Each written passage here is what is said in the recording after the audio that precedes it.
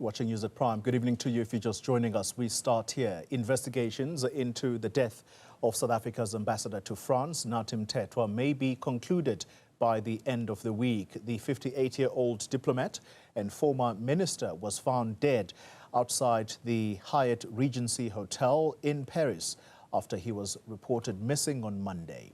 Newzroom Afrika's international correspondent Simon Marks is live for us in the French capital. Simon, good evening to you once again. I spoke earlier about Nathi Mthethwa's deep personal ties to Paris, and this extends to his wife, Philisiwe Buthelezi. Tell us a little bit more about that.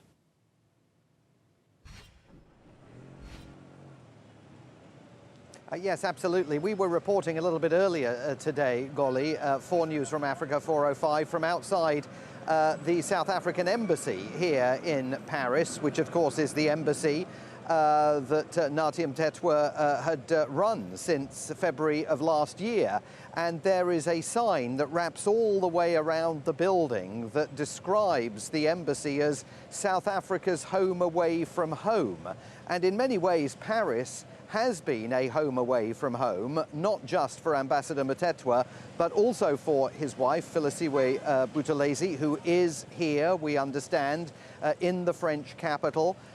She saw her husband the last time on Monday at around 4:30 in the afternoon when he left his residence, heading, he said, to a cocktail party. We now know that, in fact, he came here to the Hyatt Regency Paris Étoile Hotel and checked into that room on the 22nd floor of the building, from which he would later fall to his death.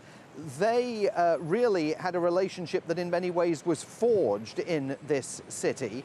The ambassador's wife had studied here.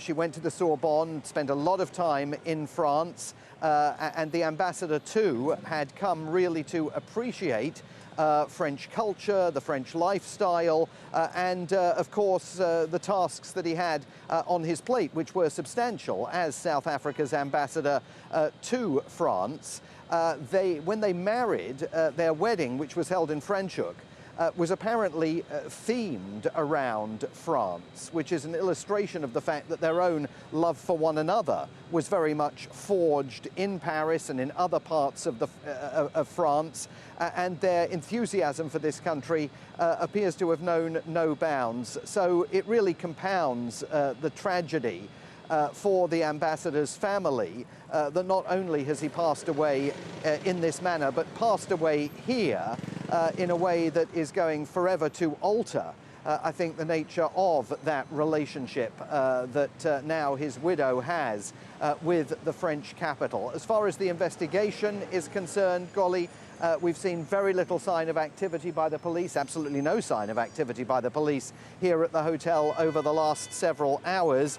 The prosecutor overseeing the case, Laura Bacau, has issued a statement saying the initial investigations suggest that this could have been a deliberate act without the intervention of a third party. That's a clear indication that the French authorities believe that the ambassador did take his own life. But the statement goes on to say that the aim of this investigation is to gather all the evidence useful for understanding the facts. So that, I think, makes it clear that the French want this to be a thorough investigation, so that when they reach their final conclusion and present it to the family, to embassy staff, to the South African government, they have as much evidence supporting the conclusion that they are reaching as possible.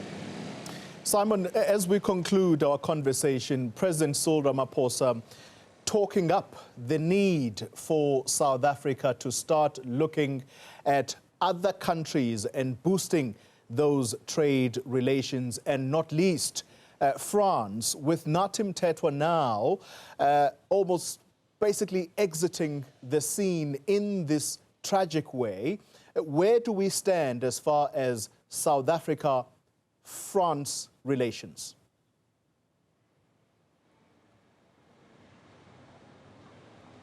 Well, it means there's a gap. I mean, there's no question about that, and it's going to be an issue. At the embassy today, we were told that activities had been downscaled to all intents and purposes, the building looked pretty much closed, although there were some people arriving for pre-arranged appointments, and they were eventually let in to the building. So there was some diplomatic activity, but pretty low level. The ambassador only in May had hosted the first ever Franco-South Africa forum focusing exclusively on trying to boost two-way trade between the two countries. And his role in that event had been noted by the French media. It's mentioned today in today's edition of Le Monde. This coming at precisely that moment when President Ramaphosa, as he made clear in the United States only last week, is eager to continue boosting trade ties with other countries because, as he said while he was in New York, President Trump gave South Africa a wake-up call. And the outcome of that wake-up call was being carried out in places like Paris by men and women like Ambassador Mthethwa. So to have that embassy now without an ambassador in place, and it will take a period of time for President Ramaphosa to appoint someone who gets to come to Paris and present their credentials to President Emmanuel Macron. Without that leadership at this critical time when South Africa is looking to boost bilateral trade ties with other countries, and France prime among them, there's definitely a hole there for the government to fill as it considers how it is going to fill the position that has now suddenly become vacant at the head of the South African embassy here. Simon Marks, thank you very much for that update tonight, live for us in Paris.